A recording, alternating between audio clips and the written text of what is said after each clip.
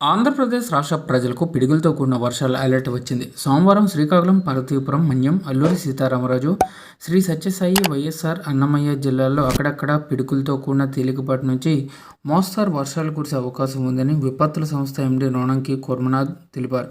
మిగిలిన చోట తేలికపాటి వర్షం పడుతుందన్నారు.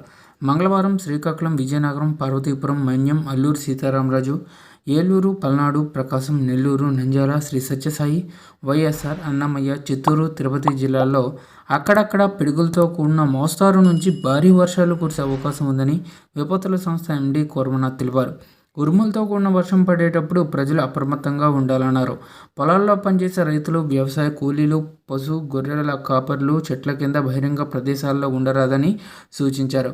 ఇక సోమవారం 29 మండలాల్లో, ఎల్లుండి 15 మండలాల్లో వడగాల్పులు వీచే అవకాశం ఉన్నట్లు విపత్తుల సంస్థ తెలిపింది. సోమవారం శ్రీకాకుళం 10, విజయనగరం 13, పార్వతీపురం, మన్యం 6 మండలాల్లో వడగాల్పులు వీచే అవకాశం అయితే ఉందన్నారు. సో ఈ విధంగా ఏపీ వాసులకు చల్లటి కబురు అయితే రావడం జరిగింది. భారీ వర్షాలు కురిసే అవకాశం ఉన్నట్లు సమాచారం. ఎందుకంటే ఆల్రెడీ వాతావరణం కూడా చేంజ్ అయింది. అక్కడక్కడ మబ్బులతో కూడిన గాలులు అయితే వీస్తున్నాయి. సో కాబట్టి ఎండలకు కాస్త బ్రేక్ అయితే వచ్చిందండి.